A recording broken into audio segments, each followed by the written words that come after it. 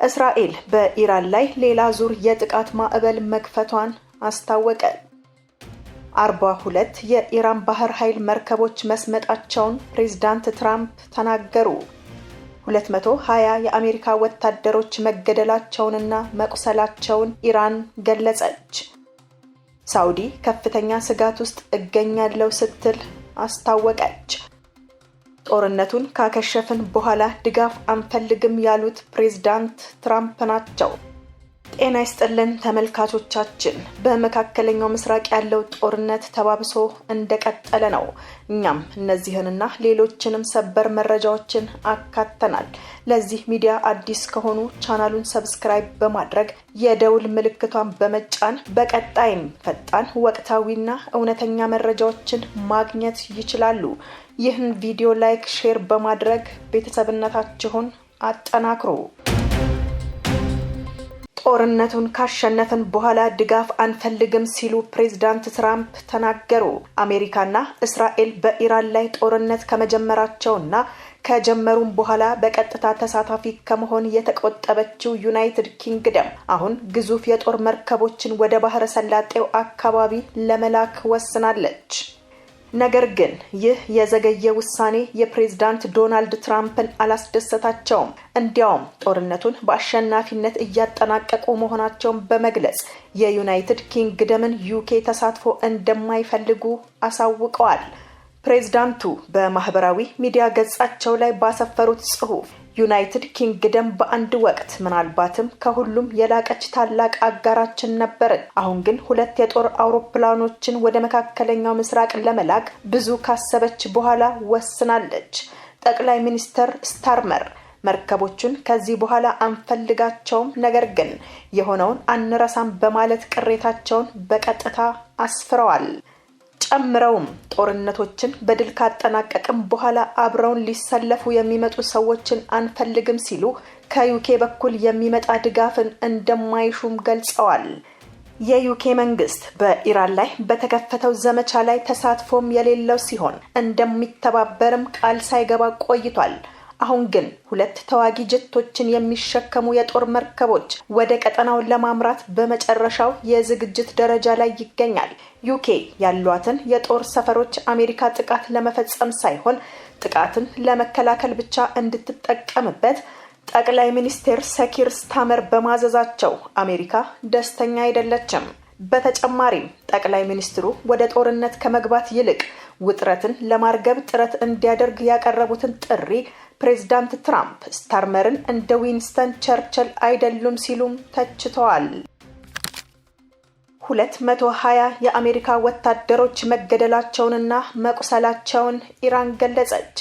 ኢራን ባለፉት 24 ሰዓታት ውስጥ በፈጸመችው የአጸፋ ጥቃት 220 የአሜሪካ ወታደሮችና አዛዦች መገደላቸውንና መቁሰላቸውን አስታወቀች። ፕሬስ ቲቪ እንደዘገበው የኢራን ሀምታ አልባኒያ ማዕከላዊ ቃል አቀባይ ሌተናል ኮሎኔል ኢብራሂም ዞልፋጋሪ እንደገለጹት በባህሬን በሚገኘው የአሜሪካ 5ኛ የባህር ኃይል ክፍለ ጦር ላይ በተፈጸመ ጥቃት 21 ወታደሮች ተገድለዋል። በተጨማሪም በአል ዳፋራ አየር ማረፊያ በሚገኘው የአሜሪካ ወታደራዊ ካምፕ ላይ በደረሰ ጥቃት ወደ 200 የሚጠጉ ወታደሮች መገደላቸውንና መቁሰላቸውን ኢራን ገልጻለች። በፋርስ ባህረ ሰላጤ ሰሜናዊ ክፍልም የአሜሪካ ንብረት የሆነ የነዳጅ ጫኝ መርከብ ላይም ጥቃት መፈጸሙ ተገልጿል። ይሁን እንጂ አሜሪካም ሆነ ገለልተኛ ወገኖች እስካሁን ይህንን መረጃ አላረጋገጡም። 42 የኢራን ባህር ኃይል መርከቦች መስመጣቸውን ፕሬዝዳንት ትራምፕ ተናገሩ። አሜሪካና እስራኤል በኢራን ላይ ከሳምንት በፊት በፈጸሙት ጥቃት 42 የባህር ኃይል መርከቦችን መምታታቸውንና በሀገሪቱ ሰራዊት እንዲሁም በአመራሩ ላይ ከፍተኛ ጉዳት ማድረሳቸውን ፕሬዝዳንት ትራምፕ ተናገሩ። ፕሬዝዳንቱ በአሜሪካ የቢቢሲ አጋር ለሆነው ሲቢኤስ ቴሌቪዥን በስልክ በሰጡት ቃለ ምልልስ ባለፉት 8 ቀናት በተፈጸመው ጥቃት የኢራን ባህርና የአየር ኃይል ከጥቅም ውጪ መሆኑንም ገልጸዋል። አሁን እየተነጋገርን ፋብሪካዎቻቸው እየፈነዱ ነው፣ ባህር ኃይላቸውም ሰምጦ ከባህር በታች ነው። በ6 ቀናት ውስጥ 42 መርከቦች ተመተዋል። ባህር ኃይላቸውም የለም። አየር ኃይላቸውም ጠፍቷል። እያንዳንዱ የጦር ሰራዊታቸው ክፍል ተመቷል። መሪዎቻቸውም ተደምስሰዋል። የቀራቸው ነገርም የለም ብለዋል። ከዚህ በፊት ታይቶ በማይታወቅ ሁኔታና ፍጥነት እያሸነፍን ነው ሲሉ ፕሬዝዳንቱ የበላይነታቸውንም ገልጸዋል። ነገር ግን ጦርነቱ በቀጠለበት በአሁኑ ወቅት ኢራን በእስራኤልና በሌሎች የመካከለኛው ምስራቅ ሀገራት ላይ ያልተቋረጠ የድሮንና የሚሳኤል ጥቃቶችን እየፈጸመች ነው። ይህ በእንዲህ እንዳለ ፕሬዝዳንት ትራምፕ አንድ የኢራን ከፍተኛ ባለስልጣን እስራኤልና አሜሪካ በሀገራቸው ላይ ለፈጸሙት ጥቃት ዋጋ ይከፍላሉ ማለታቸውንም አጣጥለውታል። የኢራን ከፍተኛ የብሔራዊ ደህንነት አማካሪ የሆኑት አሊ ላሪጃኒ በማህበራዊ ሚዲያ ባሰፈሩት መልእክት በሀገራቸው ላይ ጥቃት የፈጸሙ ሀገራት ዋጋ ይከፍላሉም ብለው ነበር። ምን እያለ እንደሆነና እሱ ራሱ ማን እንደሆነ አላውቅም፣ ምንም አያሳስበኝም፣ ግድም አይሰጠኝም ሲሉ የተናገሩት ፕሬዝዳንት ትራምፕ ተሸንፏል እኮ በማለት ዛቻቸውን አጣጥለውታል። ፕሬዝዳንቱ በመካከለኛው ምስራቅ አሜሪካ እየተከተለች ያለው ፖሊሲና ስትራቴጂ ላይ ያላቸውን ከፍተኛ መተማመን በመጥቀስ እስካሁን የተከናወነው ተግባር የሚያስደንቅ ነው፣ ሚሳኤሎቻቸውም ብትንትናቸው ወጥቷል ሲሉ ኢራን ላይ ከባድ ጉዳት መድረሱንም ተናግረዋል። ቱርክ ግዛቷን ኢላማ ለሚያደርግ ማንኛውም የሚሳኤል ትንኮሳ ለኢራን ማስጠንቀቂያ ሰጠች። አንካራ ግዛቷን ኢላማ ያደረገ ማንኛውም የሚሳኤል ጥቃት ዳግም እንዳይሞከር ለቴህራን ጠንከር ያለ ማስጠንቀቂያን ሰጠች። ይህ ማስጠንቀቂያ የተሰጠው ከጥቂት ቀናት በፊት ከኢራን ተተኩሶ ወደ ቱርክ አቅጣጫ ሲምዘገዘግ የነበረ ባላስቲክ ሚሳኤል በኔቶ መጠለፉን ተከትሎ ነው። የቱርክ የውጭ ጉዳይ ሚኒስቴር ሀካም ፊዳን ጉዳዩን አስመልክተው በሰጡት መግለጫ እኛ በቀላሉ በትንኮሳ የምንንቀሳቀስ ሀገር አይደለንም ብለዋል። ሚኒስትሩ አክለውም ከኢራን ወገኖች ጋር ንግግር ማድረጋቸውን ገልጸው የተተኮሰው ሚሳኤል አቅጣጫውን ስቶ የመጣ ከሆነ ያ ሌላ ነገር ነው። ነገር ግን ድርጊቱ የሚቀጥል ከሆነ ግን ምክራችን ጥንቃቄ እንዲያደርጉ ነው ሲሉ አስታውቀዋል።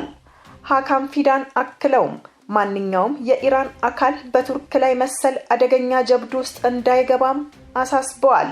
የኔቶ አባል የሆነችው ቱርክ ይህንን ማስጠንቀቂያ የሰጠችው በቀጠናው ያለው ውጥረት በጨመረበትና የሀገሪቱን ብሔራዊ ደህንነት ለመጠበቅ ማንኛውንም እርምጃ እንደምትወስድ ባረጋገጠችበት ወቅት ነው። ሳውዲ ከፍተኛ ስጋት ውስጥ እገኛለሁ ስትል አስታወቀች። ሳውዲ አረቢያ በፋርስ ባህረ ሰላጤ አካባቢ የሚገኙ የነዳጅ ማከማቻዎቿ በከፍተኛ ፍጥነት በመሙላታቸው ምክንያት ነዳጇን ወደ ሌላ አቅጣጫ ለማዞር በከፍተኛ ሩጫ ላይ እንደምትገኝ ብሉምበርግ ዘገበ። በአካባቢው ባለው ጦርነት ምክንያት ነዳጅ ጫኝ መርከቦች በሰላም ተንቀሳቅሰው ነዳጁን ለዓለም ገበያ ማቅረብ አልቻሉም። በዚህ ምክንያት የሚመረተው ነዳጅ የሚሄድበት አጥቶ ማከማቻዎችም ሞልተዋል። ሳውዲ አረቢያ ነዳጇን በቀይ ባህር በኩል ወደሚገኙ ሌሎች ወደቦችም ለምሳሌ ያምቡ ለማዘዋወርም እየሞከረች ነው። በዚሁ ዘገባ ላይ እንደተጠቀሰው በመካከለኛው ምስራቅ ባለው ጦርነት ሳቢያ የአሜሪካ ነዳጅ ዋጋ ከ2024 በኋላ ከፍተኛው ደረጃ ላይም ደርሷል። ጦርነቱ ከወታደራዊ ግጭት ባለፈ ሳውዲ አረቢያ ነዳጇን ለዓለም ማቅረብ እንዳትችል የሎጂስቲክስ ወይም የመጓጓዣ እክል እየፈጠረባት መሆኑንም ብሉምበርግ እየዘገበ ነው። የእስራኤል መከላከያ ኃይል በቴሌግራም ገጹ ባወጣው መግለጫ በቤሩት ይንቀሳቀሱ የነበሩ የኢራን አብዮታዊ ዘብ የቁድስ ኃይል የሊባኖስ ክንፍ ቁልፍ አዛዦች ላይ ኢላማ ያደረገ የተሳካ ጥቃት መፈጸሙንም አስታውቋል። የቁድስ ኃይል የኢራን አብዮታዊ ዘብ የውጭ ሀገራት የዘመቻ ክንፍ መሆኑም ይታወቃል። የእስራኤል ጦር በዚህ ሳምንት መጀመሪያ ላይ የዚሁ የሊባኖስ ክንፍ ጊዜያዊ አዛዥ የነበሩትን ዳውድ አሊዛዴህን መግደሉን ማስታወቁም አይዘነጋም። የጦሩ መግለጫ የቁድስ ኃይል በእስራኤል መንግስትና በዜጎቿ ላይ የሽብር ጥቃቶችን ለማስፋፋት ሲንቀሳቀስ ነበር ሲል የከሰሰ ሲሆን የኢራን ስርዓት አዛዦችን በሚንቀሳቀሱበት ቦታ ሁሉ በትክክል መደምሰሳችንን እንቀጥላለን በማለት አቋሙን ገልጿል። መግለጫው ጥቃቱ የተፈጸመበትን ትክክለኛ ቦታ ያልጠቀሰ ሲሆን የኢራን ባለስልጣናትም እስካሁን ስለ ጥቃቱ የሰጡት ይፋዊ አስተያየት የለም። ከዚህ ጥቃት ጥቂት ሰዓታት አስቀድሞም የእስራኤል ጦር በዳሂዬ አካባቢ በሚገኙ የሂዝቦላ መሰረተ ልማቶች ላይ በቤሩት ከተማ ተጨማሪ የጥቃት ማዕበል መጀመሩንም አሳውቆ ነበር። በሌላ በኩል የተባበሩት አረብ ኤሚሬትስ መከላከያ ሚኒስቴር እንዳስታወቀው የሀገሪቱ አየር መከላከያ ስርዓት ከኢራን እየተሰነዘሩ ያሉ የሚሳኤልና የድሮን ጥቃቶችን እየመከተ ይገኛል። በሀገሪቱ ውስጥ እየተሰሙ ያሉ የፍንዳታ ድምጾችም የአየር መከላከያው እነዚህን ተወንጫፊ ሚሳኤሎች እያከሸፋቸው በመሆኑ የተፈጠሩ መሆናቸውንም ሚኒስቴሩ አብራርቷል። በሌላ በኩል የእስራኤል ጦር በመላው ኢራን በሚገኙ የመንግስት መሰረተ ልማቶች ላይ ያነጣጠረ አዲስ የጥቃት ማዕበል መጀመሩን ያስታወቀ ሲሆን በጉዳዩ ዙሪያ ተጨማሪ መረጃዎችን እንዳገኘን የምናቀርብላችሁ ይሆናል። በተያያዘም የቀጠናው ዜና ኩዌት በስራ ላይ የነበሩ 2 የድንበር ጸጥታ አስከባሪዎች መገደላቸውን አስታውቃ በዓለም አቀፍ አውሮፕላን ማረፊያዋና በማህበራዊ ዋስትና ጽፈት ቤት ላይ የደረሱ ጥቃቶች ቃጠሎ ማስከተላቸውን አረጋግጣለች። ሳውዲ አረቢያ በበኩሏ በዋና ከተማ ሪያድ በሚገኘው የዲፕሎማቲክ ቀጠና ላይ የተሰነዘረውን ጥቃት ማክሸፏንና በአየር ክልሏ ውስጥ በርካታ ድሮኖችን መታመጣሏን ገልጻለች። በተጨማሪም የእስራኤል ኃይሎች በማዕከላዊ ቤሩት በሚገኝ አንድ ሆቴል ላይ በፈጸሙት የቦምብ ጥቃት ቢያንስ የ4 ሰዎች ህይወት ሲያልፍ ሌሎች 10 ሰዎች መቁሰላቸውም ታውቋል። ይህ በእንዲህ እንዳለ ፕሬዝዳንት ዶናልድ ትራምፕ ኢራን ያለምንም ቅድመ ሁኔታ እጅ እንድትሰጥ በድጋሚ የጠየቁ ሲሆን ጦርነቱ ሊያበቃ የሚችለው የኢራን መሪዎች ሲንበረከኩ አሊያም እጅ ሲሰጡ ወይም የጦር ኃይላቸውን ሙሉ በሙሉ ከጥቅም ውጪ ሲሆን ብቻ መሆኑንም አስጠንቅቀዋል።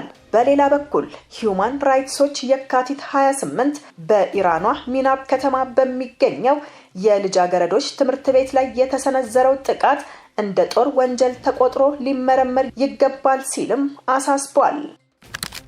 በለንደን የኢራን አምባሳደር ዩኬ ወደ ጦርነቱ እንዳትገባ አስጠነቀቀ። በለንደን የሚገኙ የኢራን አምባሳደር ዩናይትድ ኪንግደም በጦርነቱ ውስጥ የበለጠ ተሳትፎ እንዳታደርግ አስጠነቀቁ።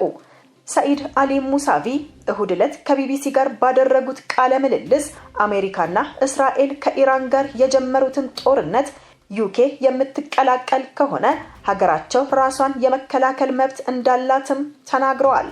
ኢራን የብሪታንያ መንግስትና ሌሎችም በድርጊታቸው በጣም ጥንቁቅ ይሆናሉ ብላ እንደምትጠብቅ በመግለጽ አስጠንቅቀዋል። ዩናይትድ ኪንግደም ለሚፈጸሙባት የመከላከል ጥቃቶች አሜሪካ የጦር ሰፈሮቿን እንድትጠቀም ፍቃድ ሰጥታለች። ነገር ግን በምንም አይነት ቀጥተኛ ጥቃቶች ላይ እስካሁን አልተሳተፈችም። አምባሳደሩ ዩኬ በዚህ ጥቃት ውስጥ ባትሳተፍ ጥሩ እንደሆነ ተናግረው የብሪታንያ መንግስት እንደ አውሮፓውያን አቆጣጠር በ2003 ኢራቅን ከወረረበት ጊዜ ትምህርት እንደወሰደ አምናለውም ብለዋል። የኢራን ፕሬዝዳንት ቅዳሜ ዕለት የባህረ ሰላጤው ሀገራትን ይቅርታ ቢጠይቁም ሙሳቪ ሀገራቸው ላይ የሚሰነዘረው ጥቃት ከቀጠለ የአሜሪካን ጦር ሰፈሮች ማጥቃቷን እንደምትቀጥልም ግልጽ አድርገዋል። በመካከለኛው ምስራቅ እየተካሄደ ያለው ጦርነት በበርካታ ሀገራት ላይ የተለያየ መጠን ያላቸው ጉዳቶችን አስከትሏል። ሙሳቪ የኢራንን ህዝብ ለማጥቃት ተቋማት ወይንም ንብረቶች ወይም መሰረተ ልማቶች ጥቅም ላይ ከዋሉ እንደ ህጋዊ ኢላማዎች ይቆጠራሉ ሲሉም ተናግረዋል።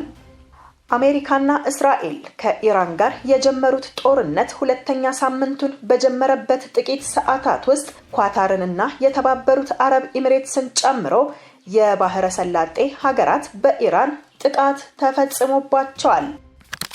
ውድ ተመልካቾቻችን ለሰዓቱ የተሰሙ ሰበር መረጃዎች ወደናንተ ያደረስናቸው ናቸው። በሌላ መረጃ እስከምንገናኝ ቸር ቆዩልን። ሰላም ለዓለማችን ይሁን።